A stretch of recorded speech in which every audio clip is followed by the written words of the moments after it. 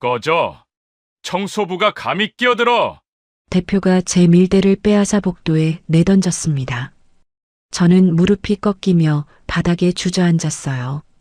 73년을 살면서 이런 모욕은 처음이었습니다. 복도에 직원들이 있었지만 아무도 나서지 않았어요. 그때 누군가 뛰어왔습니다. 이분은 부모 잃은 저를 평생 키워주신 제 할머니입니다. 대표가 코웃음을 쳤어요. 뭐야? 청소 할머니한테 왜 난리야? 저는 바닥에 앉은 채로 핸드폰을 꺼냈습니다. 김 법무사님, 서류 보내주시오. 15분 뒤 그 사람 얼굴이 하얗게 변했어요. 이 사업 부지 2,400평의 주인이 바로 저 바닥에 넘어진 청소부 할머니라는 걸 알았거든요. 이 이야기는 석 달 전으로 거슬러 올라갑니다. 구독과 좋아요 눌러주시면 큰 힘이 됩니다. 따뜻한 댓글 남겨주시면 복 받으시길 기도드리겠습니다. 25해 전 일이었습니다. 저녁 무렵 경찰서에서 전화가 왔어요. 아들 재훈이와 며느리가 교통사고를 당했다고. 저는 수화기를 든 채 그 자리에서 다리가 풀렸습니다. 우리 영감이 저를 부축해서 병원까지 갔는데 도착했을 때는 이미 늦었더라고요. 병원 복도에서 3살배기 정민이가 울고 있었어요. 엄마 아빠가 안 온다고, 배고프다고.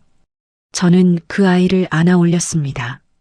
몸무게가 겨우 14근이었어요. 그 가벼운 무게가 제 어깨를 평생 짓눌렀습니다. 장례를 치르고 나서 우리 영감이 말했어요. 순덕아, 우리가 이 아이 키워야 한다. 저도 알고 있었습니다. 세상에 정민이를 맡길 데가 없었거든요. 그때부터 고구마 밭이 정민이 분유값이 됐어요. 새벽 4시에 일어나 밭에 나가고 정민이 어린이집 데려다주고 다시 밭에 나가고 영감은 읍내 공사판을 돌며 일당을 벌었습니다. 손이 갈라지고 허리가 휘어도 불평 한 번 안 했어요. 정민이가 할아버지하고 부르면 그 얼굴에 주름이 활짝 폈거든요. 그런데 문제는 그 다음이었습니다. 정민이가 초등학교에 들어갈 무렵 영감 몸에 이상이 생겼어요. 병원에서 간이 안 좋다고 했습니다. 그때부터 영감은 공사판 대신 집에서 정민이 숙제를 봐줬어요. 저는 밭일에 읍내 식당 설거지까지 뛰었습니다. 영감이 공사판을 나가지 못하게 되면서 돈이 궁했어요. 그때 김 법무사님한테서 전화가 왔습니다. 어머님, 종수 씨가 40년 전에 사둔 그 임야 기억하시죠? 개발이 돼서 건물이 올라갔습니다. 임대료가 들어올 겁니다. 저는 뭐가 뭔지 잘 몰랐어요. 영감이 젊었을 때 헐값에 사뒀다는 산이 있다는 건 알았지만 그게 어디 있는지 얼마나 되는지 관심도 없었거든요. 그냥 법무사님이 알아서 해주시오. 저는 그렇게만 말했습니다. 정민이 밥 해주는 게 더 급했어요. 10년 전이었어요. 영감이 세상을 떠난 게 마지막 날 밤 영감이 제 손을 잡았습니다. 힘이 하나도 없는 손이었어요. 정민이 꼭 지켜라. 부탁이다. 저는 고개를 끄덕였습니다. 목이 메어서 말이 안 나왔거든요. 그 뒤로 혼자였어요. 고구마밭, 정민이 그리고 저. 셋이 전부였습니다. 정민이는 착한 아이였어요. 할머니 고생하는 거 다 알면서도 내색을 안 했습니다. 고등학교 때 반찬이 김치뿐이어도 할머니 김치가 제일 맛있어요. 그랬어요. 대학교는 장학금 받아서 다녔습니다. 저는 그게 그렇게 고마웠어요. 눈시울이 뜨거워지는 날이 한두 번이 아니었습니다. 나중에 알고 보니 정민이가 새벽에 편의점 알바를 하면서 용돈을 벌고 있었더라고요. 할머니한테 손 안 벌리려고. 그걸 알았을 때 코끝이 찡했습니다. 미안하기도 하고 대견하기도 하고. 4년 전 정민이가 대학을 졸업하고 서울에 있는 한빛종합건설에 취직했어요. 떠나는 날 고흥 버스터미널에서 정민이가 절을 했습니다. 할머니, 꼭 돈 많이 벌어서 모시러 올게요. 저는 웃었어요. 그래, 건강하게만 있어라. 버스가 출발하고 나서야 눈물이 쏟아졌습니다. 참고 있었거든요. 그 뒤로 정민이는 일주일에 한 번씩 전화를 했어요. 매번 잘 지내고 있어요. 할머니 그 말뿐이었습니다. 이상했던 건 목소리였습니다. 처음에는 밝았어요. 할머니, 회사 구내식당 밥이 맛있어요. 6개월쯤 지나니까 네, 괜찮아요. 대답이 짧아졌습니다. 1년이 지나니까 전화를 안 받는 날이 생겼어요. 나중에 걸면 바빠서 못 받았어요. 미안해요. 그러는데 목소리 끝이 떨렸습니다. 저는 그때도 믿고 싶었어요. 정민이가 잘 지내고 있다고. 그런데 석 달 전 그날 저녁이었습니다. 시골집 마루에서 혼자 TV를 보고 있었어요. 뉴스에서 직장 내 괴롭힘 심각, 20대 신입사원 극단적 선택이라는 기사가 나왔습니다. 화면 속 젊은이가 28이었어요. 정민이와 같은 나이. 심장이 쿵 내려앉았습니다. 바로 전화를 걸었어요. 신호가 5번 울리고 정민이가 받았습니다. 할머니. 왜요? 목소리가 젖어 있었어요. 정민아, 괜찮은 거야? 네. 괜찮아요. 울었어? 아니요. 그냥 감기예요. 뚝. 전화가 끊겼습니다. 저는 수화기를 내려놓고 한참을 앉아 있었어요. 텅 빈 마루에 벽시계 소리만 울렸습니다. 부모 잃고 할미 손에 자란 아이가 또 혼자서 무슨 일을 당하고 있으면 어쩌나. 가슴이 미어지는 것 같았어요. 그날 밤 잠을 설쳤습니다. 새벽에 일어나서 김법무사님한테 전화를 했어요. 영감이 사둔 그 땅이 문득 생각났거든요. 법무사님, 그 건물 임대차 계약서 좀 볼 수 있겠소? 물론이죠, 어머님. 그런데 갑자기 왜요? 정민이가 다니는 회사가 어딘지 알아봐 주시오. 한빛종합건설이라는데요. 법무사님 쪽에서 잠깐 침묵이 흘렀습니다. 어머님, 한빛종합건설이면 그 사옥이 어머님 땅 위에 있는 건물입니다. 멍했습니다. 우리 정민이가 다니는 회사가 영감이 사둔 땅 위에 있었어요. 세상에 이런 인연이 있나 싶었습니다. 법무사님, 그 회사에 청소하는 사람 뽑는 데가 있겠소? 네. 어머님이 왜? 우리 정민이한테 무슨 일이 생긴 것 같소? 내가 직접 가서 봐야겠소. 저는 그날 아침 서울행 버스표를 끊었습니다. 밀대를 잡게 될 줄은 꿈에도 몰랐어요. 서울은 무서운 곳이었어요. 고흥에서 버스를 5시간 타고 서울역에 내렸는데 사람들이 저를 밀치듯 지나갔습니다. 아무도 쳐다보지 않았어요.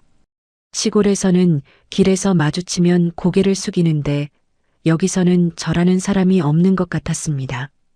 법무사님이 알려주신 주소를 들고 한빛종합건설 사옥 앞에 섰어요. 건물이 12층이었습니다. 유리벽이 번쩍거리고 로비에 큰 화분이 놓여 있고 정장 입은 사람들이 줄줄이 들어갔어요. 저는 건물을 올려다보면서 생각했습니다. 우리 정민이가 여기서 일하고 있구나.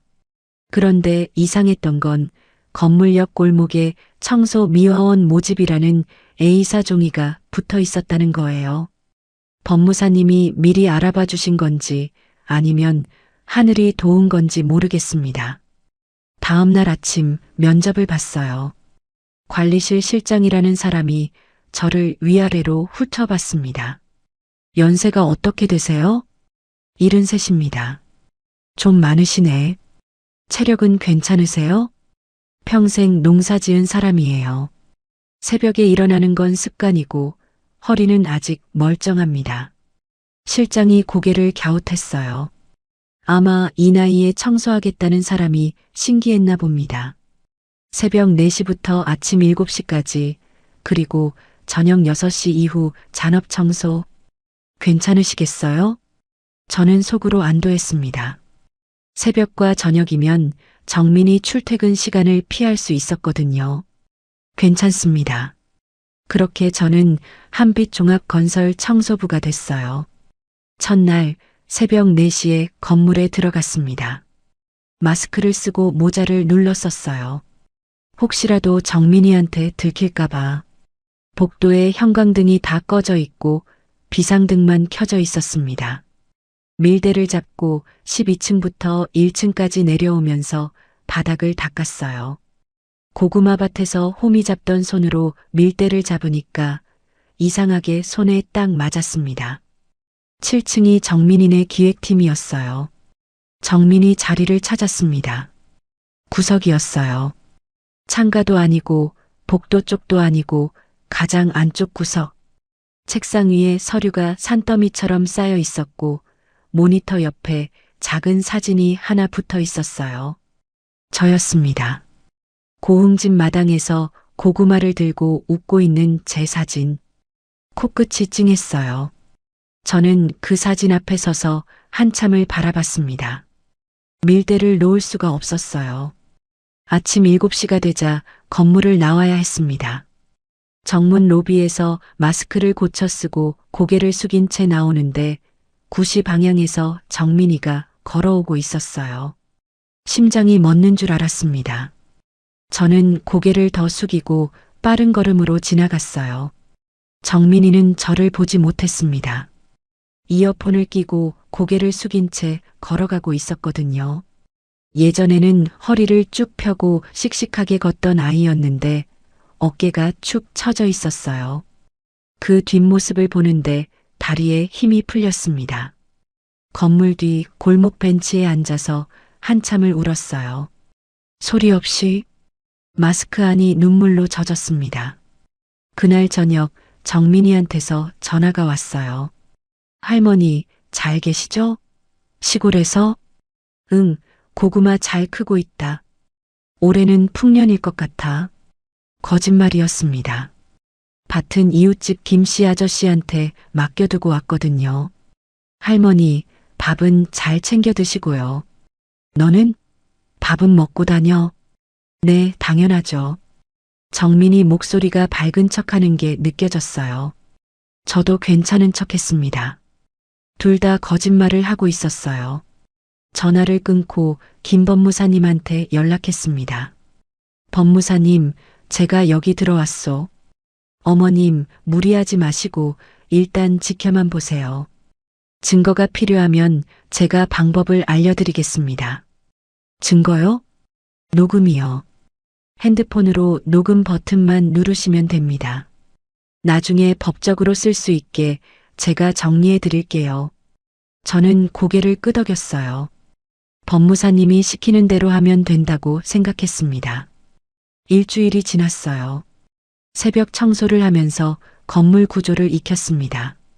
CCTV가 어디에 있는지, 복도 몇 시에 사람이 없는지, 7층 기획팀 회의실이 어디인지, 저녁 잔업 청소 때는 정민이가 야근하고 있는지 슬쩍 확인했어요. 불이 꺼진 사무실에서 정민이 자리에만 모니터 불빛이 켜져 있는 날이 많았습니다. 그런데 문제는 그 다음이었습니다. 2주차 저녁이었어요. 잔업 청소를 하려고 7층에 올라갔는데 회의실에서 소리가 들렸습니다. 이정민, 이게 보고서야 쓰레기야. 윤 팀장이라는 사람이었어요. 40대 초반 남색 블레이저에 하늘색 셔츠를 입은 남자. 서류를 집어들더니 정민이 얼굴 앞에 내던졌습니다.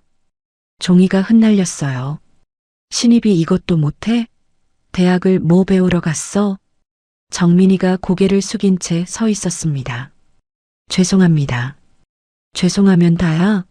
내일 아침까지 다시 해와. 오늘 집에 가지 마. 저는 복도에서 밀대를 쥔 채 그 장면을 보고 있었어요. 유리문 너머로 다 보였습니다. 손이 떨렸어요. 밀대를 놓으면 당장이라도 뛰어들어갈 것 같았습니다. 그때 뒤에서 발소리가 났어요. 돌아보니 양복을 입은 남자가 복도를 걸어오고 있었습니다. 차콜 그레이 정장에 은색 시계. 강태호 대표였어요. 대표가 회의실 쪽을 흘끗 보더니 저를 보고 말했습니다. 뭘 서 있어? 청소나 해. 그리고 회의실 앞을 지나가면서 윤 팀장에게 한마디 했어요. 팀장, 좀 더 줘요. 계약 찍은 사람이 남아돌아. 저는 밀대를 쥔 손에 피가 나도록 힘을 줬습니다. 참았어요. 지금 들어가면 안 된다. 정민이한테 들키면 안 된다. 그날 밤 건물 뒤 골목에서 핸드폰 녹음 버튼을 눌러봤어요. 하나, 둘, 셋. 녹음이 됐습니다. 재생해보니 제 목소리가 또렷하게 들렸어요. 다음부터는 7층에 올라갈 때마다 주머니에 핸드폰을 넣고 녹음 버튼을 미리 눌렀습니다. 법무사님이 말씀하셨어요. 어머님, 전쟁은 증거로 하는 겁니다. 전쟁이 시작된 거였어요. 3주차부터 정민이가 밤을 새우기 시작했습니다. 저녁 잔업 청소를 하러 7층에 올라가면 기획팀 사무실에 불이 꺼져 있었어요.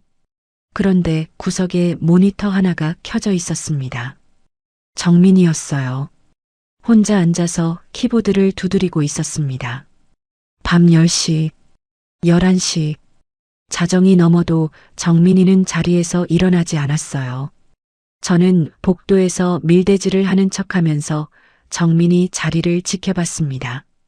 모니터 불빛에 비친 정민이 얼굴이 보였어요. 볼이 말라 있었습니다. 고흥에서 떠날 때만 해도 통통했던 얼굴이 뼈가 드러날 만큼 야윈 거였어요. 새벽 1시에 정민이가 책상에 엎드렸습니다. 잠이 든 건지 지친 건지 저는 복도에 서서 그 모습을 보다가 눈물이 났어요. 소리를 낼 수 없어서 밀대 손잡이를 꽉 깨물었습니다. 그때부터 매일 밤 같은 풍경이 반복됐어요. 정민이는 밤을 새우고 저는 복도에서 정민이를 지켜보고 참다 못해 한 가지를 시작했습니다. 건물 앞 편의점에서 귤 서너 개와 따뜻한 캔 커피를 샀어요. 종이봉투에 담아서 새벽 3시쯤 정민이가 화장실 간 사이에 몰래 책상 위에 놓아뒀습니다. 메모는 남기지 않았어요. 글씨를 보면 들킬 수도 있으니까. 다음 날 저녁 정민이 자리를 보니 귤 껍질이 쓰레기통에 버려져 있었어요. 다 먹은 거였습니다. 저는 그게 그렇게 기뻤어요. 온몸이 따뜻해지는 것 같았습니다. 그런데 이상했던 건 정민이 반응이었어요. 3일째 되던 날 정민이가 혼잣말을 하는 걸 들었습니다. 저는 복도에서 바닥을 닦는 척하고 있었거든요. 누가 이러는 거지? 할머니 생각난다. 심장이 쿵 내려앉았습니다. 그 한마디에 밀대를 놓을 뻔했어요. 4주차에 접어들면서 윤 팀장의 행동이 더 심해졌습니다. 그날은 수요일 저녁이었어요. 잔업 청소를 하러 7층에 올라가는데 회의실에서 소리가 들렸습니다. 이번에는 폭언이 아니었어요. 둔탁한 소리, 뭔가 부딪히는 소리. 복도를 걸어가서 유리문 너머를 봤습니다. 윤 팀장이 정민이 멱살을 잡고 있었어요. 셔츠 칼라를 움켜쥐고 정민이를 벽 쪽으로 밀어붙이고 있었습니다. 사흘 전에 시킨 보고서 어딨어? 말해봐.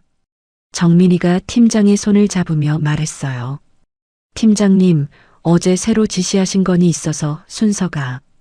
변명은 됐고 내일 아침까지 둘 다 해놔. 못하면 내가 알아서 해. 팀장이 정민이를 확 밀쳤습니다. 정민이가 회의실 의자에 부딪히며 비틀거렸어요. 저는 복도에서 주머니 속 핸드폰의 녹음 버튼을 눌렀습니다. 손이 떨려서 3번 만에 겨우 눌렸어요. 나중에 알고 보니 윤 팀장이 정민이한테만 그런 게 아니었습니다. 계약직 직원 3명이 비슷한 일을 당하고 있었어요. 한 명은 이미 그만뒀고 한 명은 병원에 다니고 있었습니다. 나머지 한 명이 한소영이라는 여직원이었어요. 소영 씨를 알게 된 건 우연이었습니다. 어느 날 밤 여자 화장실 앞을 지나가는데 안에서 우는 소리가 들렸어요. 저는 문 앞에서 멈췄습니다. 소리가 너무 슬펐거든요. 한참 뒤에 문이 열리고 젊은 여직원이 나왔어요. 눈이 벌겋게 부어 있었습니다. 아이고, 괜찮아요? 소영 씨가 저를 보고 깜짝 놀랐어요. 아, 청소 아주머니. 괜찮아요. 그냥 좀 앉아요. 여기, 복도 끝 비상계단 앞에 나란히 앉았습니다. 소영 씨가 한참 뜸을 들이다 말했어요. 아주머니, 이 회사 빨리 나가세요. 여긴 사람 사는 곳이 아니에요. 저는 아무 말 없이 소영 씨 등을 토닥였습니다. 그날 밤 집에 돌아와서 법무사님한테 전화했어요. 법무사님, 우리 정민이뿐만이 아니에요. 다른 직원들도 당하고 있소. 어머님, 일지를 쓰세요. 날짜, 시간, 누가 뭘 했는지 다 적어두시면 나중에 증거가 됩니다. 일지요? 네. 공책에 쓰셔도 됩니다. 편의점에서 줄이 쳐진 공책을 하나 샀어요. 첫 페이지에 날짜를 쓰고 그날 있었던 일을 적었습니다. 4주차 수요일, 윤 팀장이 정민이 멱살을 잡았음. 셔츠 칼라를 움켜쥡. 벽에 밀어붙임. 회의실 의자에 부딪힘. 핸드폰으로 녹음함. 글씨가 삐뚤빼뚤했어요. 손이 떨려서 하지만 한자 한자 눌러 썼습니다.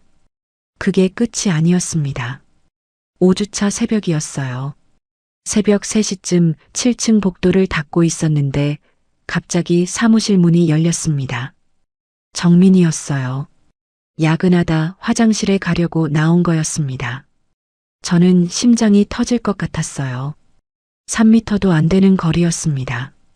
몸을 돌려 바로 옆 여자 화장실로 뛰어들어갔어요.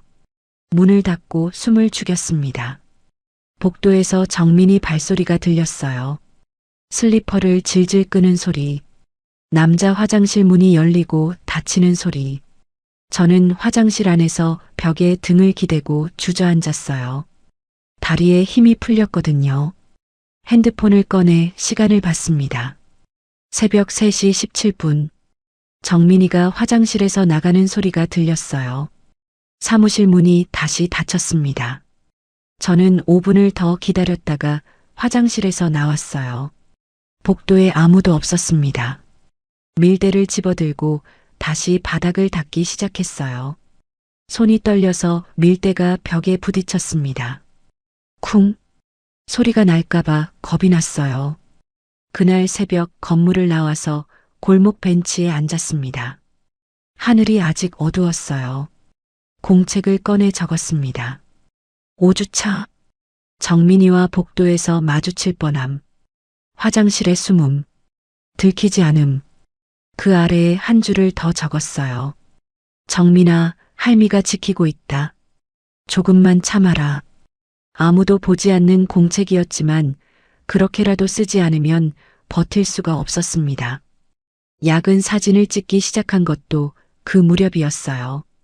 새벽에 7층 사무실 불이 켜져 있는 걸 복도에서 찍었습니다.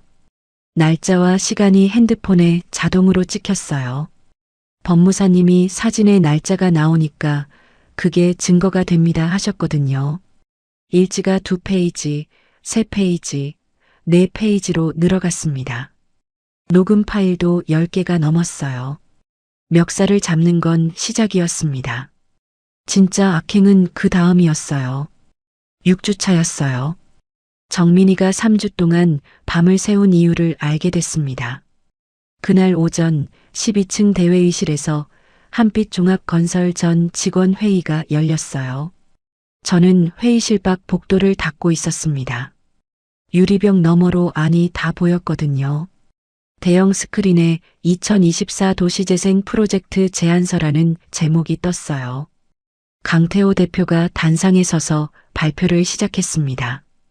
이번 프로젝트는 제가 직접 기획한 것으로 저는 밀대를 멈췄어요. 그 프로젝트 이름을 알고 있었거든요. 정민이가 3주 동안 새벽까지 붙어 있던 그 파일 제목이었습니다. 모니터에 비치던 글자를 저는 매일 밤 봤어요.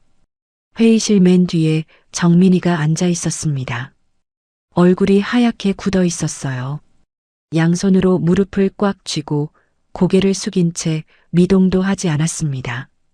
이상했던 건 발표 슬라이드 어디에도 정민이 이름이 없었다는 거예요. 마지막 페이지에 기획 강태호 대표 딱 한 줄.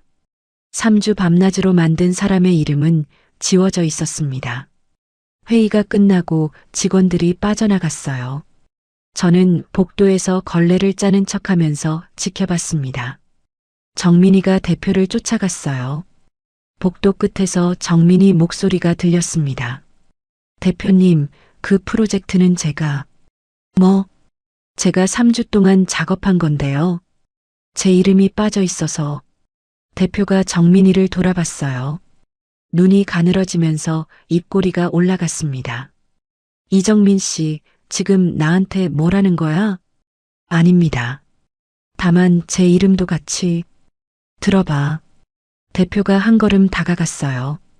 정민이가 반 걸음 뒤로 물러났습니다. 내가 만든 거, 내 이름으로? 누가 그 프로젝트를 따왔는데? 누가 그 예산을 붙였는데? 너 같은 계약직이 뭘 만들었다고. 정민이 입술이 떨렸어요. 잘리고 싶어? 세 글자였습니다.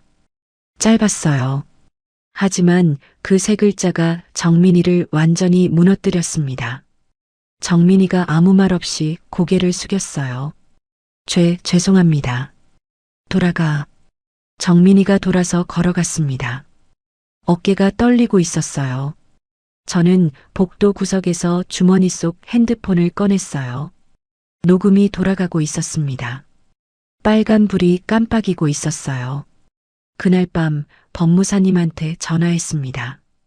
법무사님, 대표가 우리 정민이가 만든 프로젝트를 자기 이름으로 발표했소. 어머님, 그거 노동법상 성과 가로채기에 해당합니다. 혹시 증거가 있으세요? 녹음을 했소. 잘리고 싶냐고 한 것도 다 녹음됐소. 전화기 너머로 법무사님이 한숨을 쉬었어요. 어머님, 이메일도 필요합니다. 정민 씨가 보고서를 제출한 원본 이메일. 날짜가 찍혀 있으면 그게 결정적 증거가 됩니다. 이메일을 어떻게 구하오? 정민 씨 컴퓨터에서 보낸 편지함을 확인하면 됩니다. 화면을 사진으로 찍으세요. 날짜와 수신자가 보이게요. 문제는 정민이 컴퓨터에 접근하는 것이었어요. 새벽에 정민이가 자리를 비우는 시간은 화장실 가는 3분 정도뿐이었거든요. 그때 생각난 사람이 소영 씨였습니다. 다음 날 저녁 비상계단에서 소영 씨를 만났어요. 지난번 울고 있던 그 화장실 앞에서 기다렸다가 퇴근 시간에 잡았습니다. 소영 씨, 잠깐 이야기 좀 합시다. 소영 씨가 불안한 눈으로 저를 봤어요. 아주머니, 무슨 일이세요? 나한테 이 회사에서 당한 일을 말해줄 수 있겠소? 소영 씨가 한참 망설였어요. 비상계단에 나란히 앉아서 10분쯤 침묵이 흘렀습니다. 그러다 소영 씨가 입을 열었어요. 저도 당했어요. 팀장한테 보고서를 던지고 야근시키고 주말에 개인 심부름까지 시켰어요. 한 번은 전 직원 앞에서 이런 것도 못하면 집에 가라고 했어요. 그게 언제 일이요? 3개월 전부터요. 근데 저만 그런 게 아니에요. 소영 씨가 핸드폰을 꺼내 카톡 화면을 보여줬어요. 한빛 생존자 모임이라는 단톡방이었습니다. 3명이 있었어요. 한 명은 이미 퇴사한 사람이었고 한 명은 병원에 다니는 사람이었습니다. 이분들이 증언해 줄 수 있겠소? 아주머니가 왜 그런 걸 물어보세요? 저는 잠시 고민했어요. 어디까지 말해야 하나? 내 손자가 이 회사에서 당하고 있소. 그래서 증거를 모으고 있소. 소영 씨 눈이 커졌어요. 손자요? 혹시 정민 씨요? 아는 사이요? 같은 층이에요. 정민 씨가 제일 심하게 당하고 있는 거 다 알아요. 팀장이 정민 씨만 보면 소영 씨가 고개를 숙였어요. 도와드릴게요. 저도 더 못 참겠어요. 그날 밤 소영 씨가 퇴사한 전 직원에게 연락해서 증언서를 받아줬습니다. 병원 다니는 직원도 진단서 사본을 보내왔어요. 소영 씨 본인도 겪은 일을 날짜별로 정리해서 문서로 만들었습니다. 나중에 알고 보니 소영 씨가 그날 밤 정민이 컴퓨터에서 이메일 화면을 캡처해 줬더라고요. 도시재생 프로젝트 최종본 제출합니다. 이정민이라는 제목의 이메일. 보낸 날짜가 대표 발표보다 2주 전이었어요. 수신자는 강태호 대표. 증거가 쌓이고 있었습니다. 법무사님한테 중간 보고를 했어요. 법무사님, 녹음 파일 22개, 사진 43장, 직원 증언서 3통, 이메일 캡처 1장, 일지 46페이지. 어머님, 절반 왔습니다. 충분하지만 더 확실하게 만들겠습니다. 노동청 신고 서류 양식을 보내드릴 테니 빈칸만 채워주시면 됩니다. 빈칸이요? 날짜, 시간, 내용. 어머님이 쓰신 일지 그대로 옮기시면 됩니다. 저는 그날 밤 편의점 앞 의자에 앉아서 공책을 펼쳤어요. 불빛 아래서 일지를 넘겨봤습니다. 삐뚤빼뚤한 글씨가 46페이지나 됐어요. 한 장 한 장 넘기면서 읽었습니다. 첫 페이지에 적은 멱살을 잡았음부터 오늘 적은 잘리고 싶어? 라고 했음까지. 이게 전부 우리 정민이가 당한 일이었습니다. 손이 떨렸어요. 분노 때문이 아니었습니다. 이걸 적는 동안 정민이가 당하고 있었다는 게, 그걸 옆에서 보면서 참고 있었다는 게 할미로서 미안했어요. 법무사님이 보내준 양식에 빈칸을 채우기 시작했습니다. 글씨가 삐뚤어졌지만 한자 한자 눌러 썼어요. 편의점 직원이 물을 한 잔 가져다 줬습니다. 할머니, 밖에서 뭐 쓰고 계세요? 추운데. 괜찮아요. 조금만 더 할게요. 그 아이도 정민이 나이쯤 됐을 거예요. 고마웠습니다. 자정이 넘어서야 양식을 다 채웠어요. 핸드폰으로 법무사님한테 사진을 찍어 보냈습니다. 법무사님이 바로 답을 보내왔어요. 잘하셨습니다. 어머님, 이제 절반 넘었습니다. 저는 공책을 덮고 하늘을 올려다봤어요. 별이 안 보였습니다. 서울에서는 별이 안 보이더라고요. 고흥에서는 매일 밤 정민이랑 마당에 앉아서 별을 봤는데, 정민아, 조금만 더 참아라. 할미가 거의 다 왔다. 속으로 말했어요. 아무도 들을 수 없는 말이었지만 그렇게라도 하지 않으면 안 됐습니다.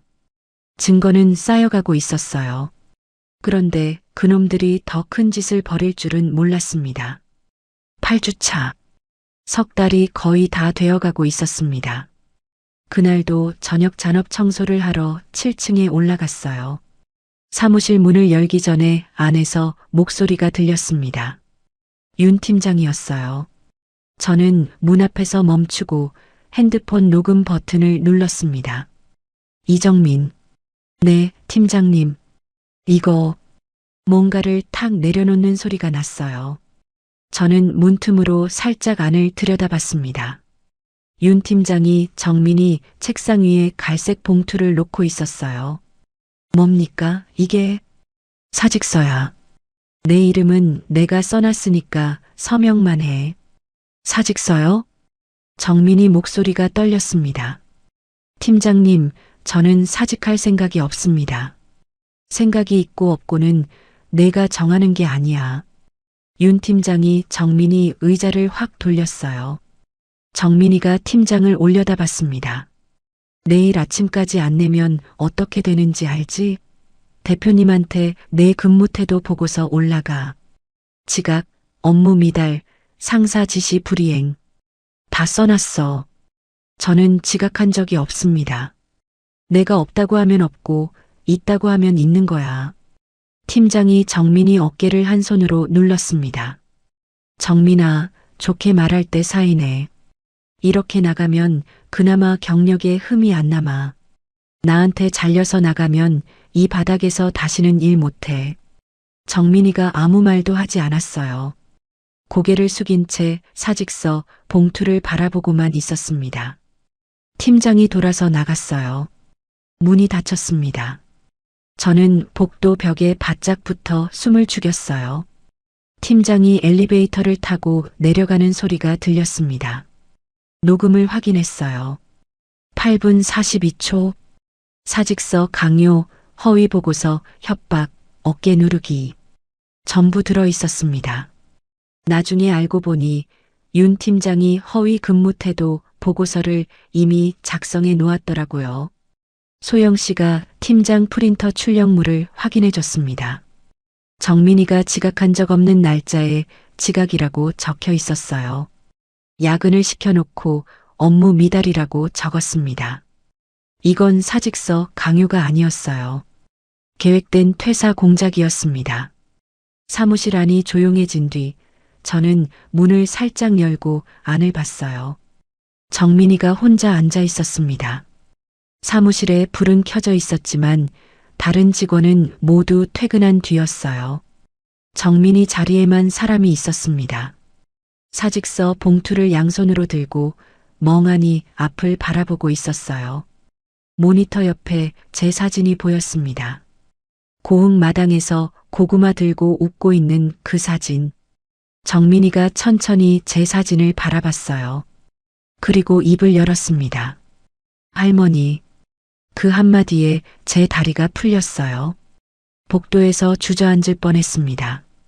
손으로 벽을 짚어야 겨우 서 있을 수 있었어요. 정민이가 핸드폰을 들었어요. 제게 전화를 하려는 거였습니다. 화면에 할머니라는 이름이 떴어요. 그런데 정민이가 핸드폰을 다시 내려놓았습니다. 안 돼. 할머니한테 걱정시키면 안 돼. 그러고는 고개를 책상에 묻었어요. 어깨가 떨리고 있었습니다. 소리 없이 울고 있었어요. 저도 복도에서 울었습니다. 마스크 안이 눈물로 흠뻑 젖었어요. 밀대를 쥔 손가락이 하얘질 만큼 힘을 줬습니다. 참아야 했어요. 내일이면 끝이니까.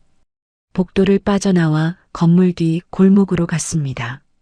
김 법무사님한테 전화했어요. 손이 떨려서 번호를 3번이나 잘못 눌렀습니다. 법무사님, 어머님 무슨 일이세요? 목소리가 떨리시는데. 사직서를 강요하고 있어. 우리 정민이한테 내일 아침까지 내라고. 전화기 너머로 법무사님이 잠시 침묵했어요. 어머님, 그러면 내일입니다. 내일이요? 내일 아침에 끝내시죠. 증거는 충분합니다. 아니, 넘칩니다. 저는 코를 훌쩍였어요. 법무사님, 임대차 계약서 그 조항 다시 한번 확인해 주시오. 중대한 불법행위 시 즉시 해지. 확인했습니다. 직장 내 괴롭힘은 근로기준법 위반이고 사직서 강요는 강요죄에 해당할 수 있습니다. 중대한 불법행위 요건을 충족합니다. 노동청 서류는요? 다 준비됐습니다. 어머님이 채워주신 양식, 제가 법률 용어로 정리해서 최종본 만들었습니다. 녹음 파일 35개, 사진 78장, 직원 증언서 5통, 이메일 증거 1장, 일지 84페이지, 전부 USB에 담았습니다. 서류는 언제 가져올 수 있소? 어머님, 제가 내일 아침 4옥 앞 카페에서 대기하겠습니다.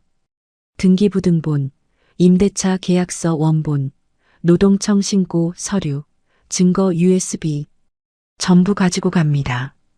어머님이 전화하시면 15분 안에 올라가겠습니다.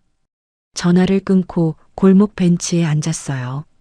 공책을 꺼내 처음부터 넘겨봤습니다. 첫 페이지. 2주차에 적은 팀장이 정민이에게 서류를 던졌음. 3번째 페이지. 멱살을 잡았음. 셔츠 칼라를 움켜쥘. 27번째 페이지. 대표가 프로젝트를 자기 이름으로 발표함.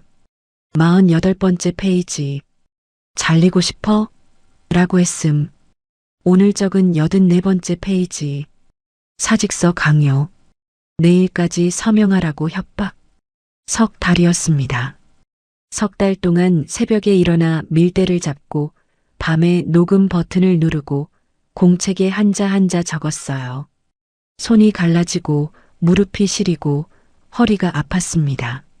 하지만 단 하루도 빠지지 않았어요. 이 공책 84페이지가 제 무기였습니다. 저는 공책을 덮고 품에 안았어요. 하늘을 올려다봤습니다. 서울에서도 별이 하나 보였어요. 딱 하나. 고흥에서 정민이랑 마당에 앉아 올려다보던 그 별인지는 모르겠습니다. 영감, 내일이면 끝이요. 정민이 꼭 지킨다고 했잖소. 지키겠소. 속으로 말했어요. 마음이 단단해졌습니다. 건물 뒤 골목에서 일어나 옷을 털었습니다.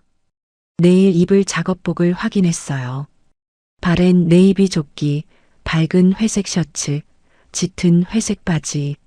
석 달 동안 매일 입었던 옷이었습니다. 내일 아침 마지막으로 한 번 더 입겠습니다. 마지막 청소였으니까.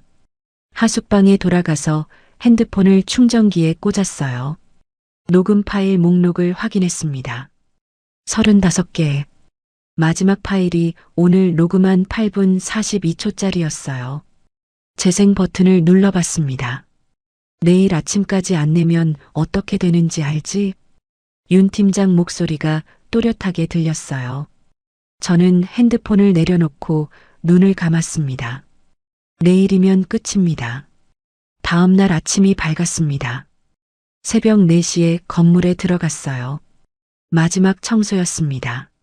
석 달 동안 매일 잡았던 밀대가 유난히 무겁게 느껴졌어요. 12층부터 내려오면서 바닥을 닦았습니다.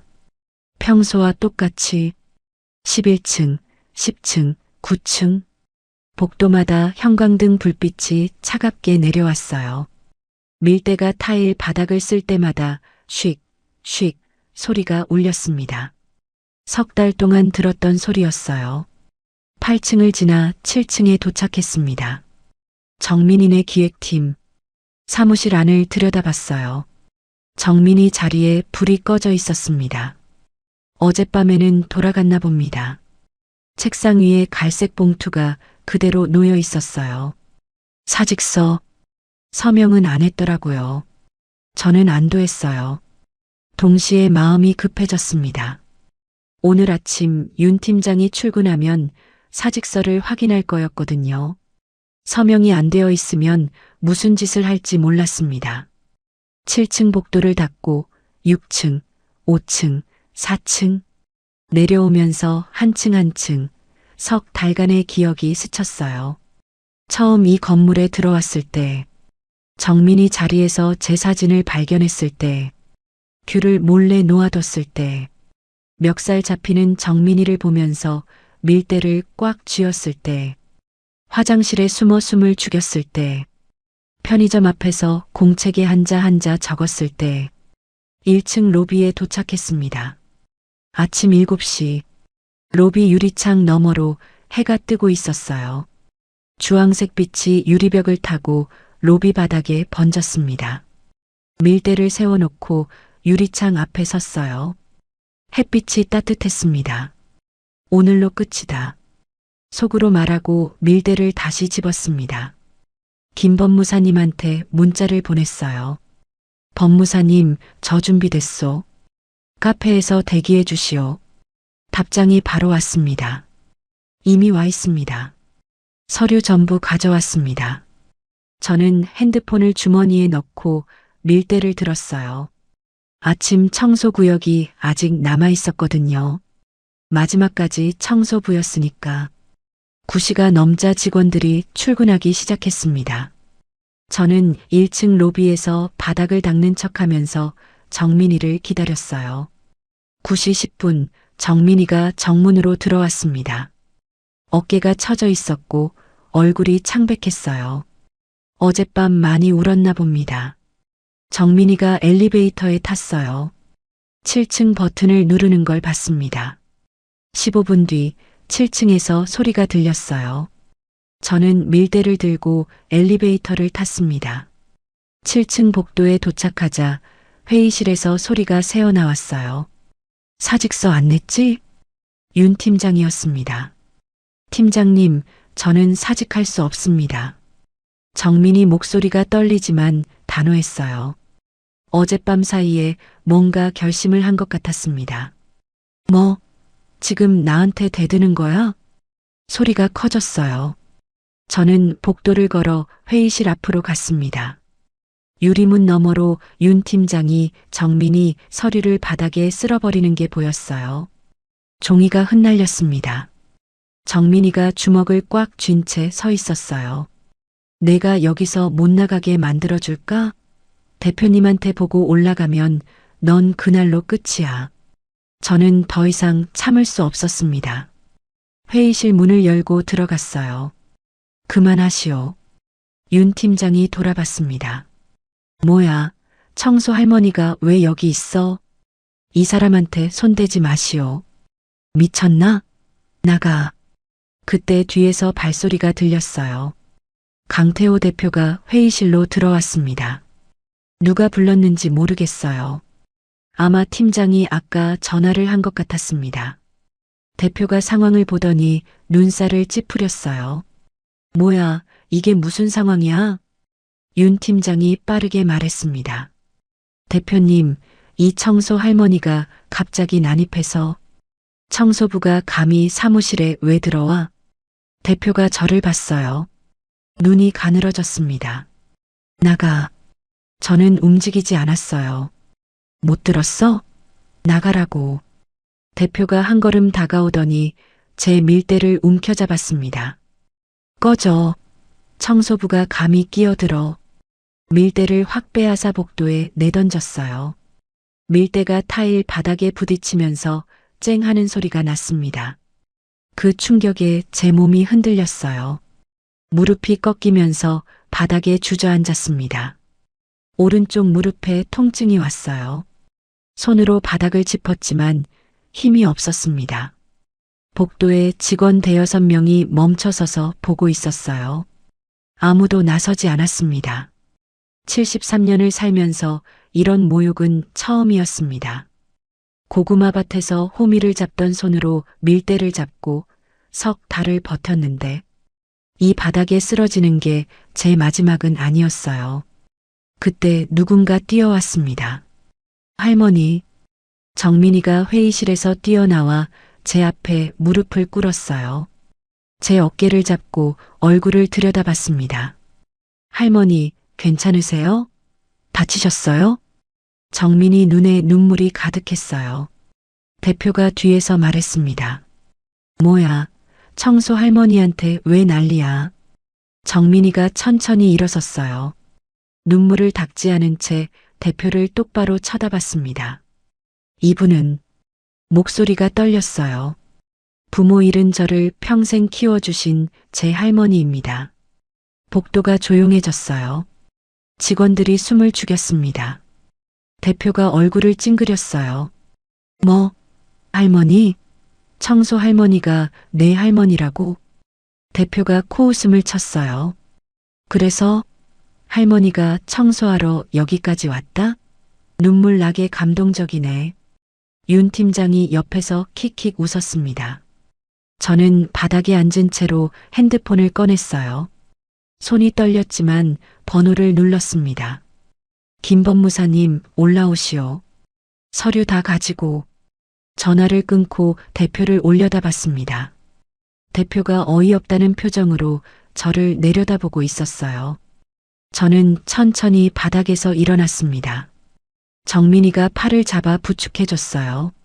무릎이 아팠지만 참았습니다. 대표님, 제 목소리가 복도에 울렸어요. 떨리지 않았습니다. 15분만 기다리시오. 대표가 눈을 가늘게 떴어요. 뭘 기다려? 곧 아시게 될 거요. 저는 정민이 손을 잡았어요. 정민이 손이 차가웠습니다. 꽉 쥐어줬어요. 정민아, 할미가 왔다. 이제 괜찮아. 정민이 입술이 떨렸어요. 눈물이 볼을 타고 흘러내렸습니다. 아무 말도 못했어요. 고개를 끄덕이기만 했습니다. 복도에 선 직원들이 웅성거렸어요. 대표와 팀장은 뭐가 뭔지 모르겠다는 표정이었습니다. 15분. 그 15분이 이 건물의 주인을 바꿀 줄은 아무도 몰랐어요. 15분이면 충분했습니다. 15분이 지났습니다. 엘리베이터 문이 열렸어요. 김영식 법무사님이 낡은 갈색 가죽 서류 가방을 들고 나왔습니다. 둥근 안경 너머로 복도를 훑더니 저를 보고 고개를 끄덕였어요. 어머님, 가져왔습니다. 법무사님이 제 옆에 섰어요. 저는 정민이 손을 잡은 채 회의실 쪽을 봤습니다. 대표와 팀장이 회의실 안에서 뭔가 웅성거리고 있었어요. 복도에 직원 열댓 명이 구경하듯 서 있었습니다. 들어갑시다. 저는 회의실 문을 열었어요. 법무사님이 뒤따라 들어왔습니다. 정민이도 같이 들어왔어요. 대표가 눈살을 찌푸렸습니다. 이건 또 누구야? 제 법무사입니다. 저는 회의 테이블 앞에 섰어요. 법무사님이 서류 가방을 열고 서류를 하나씩 꺼내 테이블 위에 놓기 시작했습니다. 첫 번째, 등기부등본. 법무사님이 등기부등본을 펼쳤어요. 대표 앞으로 밀어놓았습니다. 이 사옥이 들어선 토지 2,400평의 등기부등본입니다. 소유자 이름을 확인해 주십시오. 대표가 서류를 집어들었어요. 읽다가 얼굴이 굳었습니다. 눈이 천천히 커졌어요. 순덕? 저를 봤어요. 다시 서류를 봤어요. 다시 저를 봤습니다. 얼굴에서 핏기가 빠지기 시작했어요. 이게 무슨... 맞습니다. 이 건물이 서 있는 땅 전체가 제 명의입니다. 40년 전 제 남편이 사둔 임야가 개발된 거예요. 회의실이 조용해졌어요. 복도에서 구경하던 직원들까지 숨을 죽였습니다. 두 번째, 임대차 계약서. 법무사님이 계약서를 꺼내 특약 조항 부분에 빨간 밑줄이 그어진 페이지를 펼쳤어요. 임대차 계약서 제14조 특약사항입니다. 임차인의 중대한 불법 행위가 확인될 경우 임대인은 별도의 최고 없이 본 계약을 즉시 해지할 수 있다. 이렇게 되어 있습니다. 대표 손이 떨리기 시작했어요. 계약서를 집어들었다가 내려놓고 다시 집어들었습니다. 중대한 불법 행위라니 우리가 뭘... 세 번째입니다. 법무사님이 USB 하나를 테이블 위에 놓았어요. 녹음 파일 42개입니다. 그 다음 종이 봉투를 열었어요. 사진 87장, 야근 강요, 사무실 내 폭력 현장, 심야 근무 증거. 또 하나, 직원 증언서 5통, 피해자 본인 진술 포함. 또 하나, 이메일 원본 캡처. 이정민 사원이 작성한 프로젝트 보고서를 강태호 대표 앞으로 제출한 원본 메일. 날짜는 대표님이 발표하신 날보다 2주 전입니다. 대표 얼굴이 하얗게 질렸어요. 윤 팀장은 의자에 주저앉아 아무 말도 못하고 있었습니다. 법무사님이 마지막으로 제 공책을 테이블 위에 내려놓았어요. 탁! 소리가 났습니다. 그리고 이것은 박순덕 여사가 석 달 동안 매일 기록한 일지입니다. 92페이지. 날짜, 시간, 장소, 가해자, 행위 내용이 전부 적혀 있습니다. 저는 대표를 바라봤어요. 대표님, 석 달 전에 저는 이 건물에 청소부로 들어왔습니다. 제 손자가 여기서 어떤 일을 당하는지 직접 보려고요. 대표가 입을 벌렸지만 소리가 나오지 않았어요. 매일 새벽 4시에 일어나서 밀대를 잡았습니다. 밤에는 녹음기를 켜고 공책에 한자 한자 적었어요. 손이 떨려서 글씨가 삐뚤빼뚤합니다만 한 글자도 거짓이 없습니다. 회의실에 제 목소리만 울렸어요. 대표님이 제 밀대를 빼앗아 던졌을 때, 제 무릎이 꺾여서 바닥에 넘어졌을 때, 73년 인생에서 그렇게 모욕적인 적은 없었어요. 정민이가 옆에서 울고 있었습니다. 하지만 그건 제가 참을 수 있는 일이었어요. 제가 참을 수 없었던 건 부모 잃고 할미 손에 자란 28살 아이한테 멱살을 잡고 성과를 빼앗고 사직서를 강요한 겁니다. 대표가 고개를 숙였어요. 처음이었습니다. 그 사람이 고개를 숙이는 걸 본 게 오늘부로 3가지를 통보합니다. 법무사님이 서류 3장을 꺼냈어요. 첫째, 임대차 계약 즉시 해지를 통보합니다. 계약서 특약 14조에 근거하여 한빛종합건설은 본 사옥에서 퇴거해야 합니다. 대표 얼굴이 일그러졌어요. 둘째, 노동청에 직장 내 괴롭힘 정식 신고를 접수합니다. 녹음, 사진, 증언, 일지 전체를 증거로 제출합니다. 윤 팀장이 의자에서 미끄러지듯 무릎을 꿇었어요. 셋째, 피해 직원 전원을 대리하여 민사 손해배상 청구 소송을 제기합니다. 회의실이 무덤처럼 조용했어요. 대표가 갑자기 의자에서 일어나 제 앞에 무릎을 꿇었습니다. 양복 무릎이 타일 바닥에 닿았어요. 박 여사님 잘못했습니다. 제가 몰랐습니다. 한 번만 봐주십시오. 합의하겠습니다. 원하시는 조건 다 맞추겠습니다. 저는 그 사람을 내려다봤어요. 3달 전 면접 때 관리실 실장이 저를 위아래로 훑어보던 날. 2주 전 청소나 해라고 했던 날. 어제 꺼져. 청소부가 감히 끼어들어 밀대를 빼앗아 던지던 날. 그 모든 순간이 지나갔어요. 대표님, 저는 천천히 말했습니다. 사과는 받지 않겠습니다. 대표 얼굴이 무너졌어요. 합의도 하지 않겠습니다.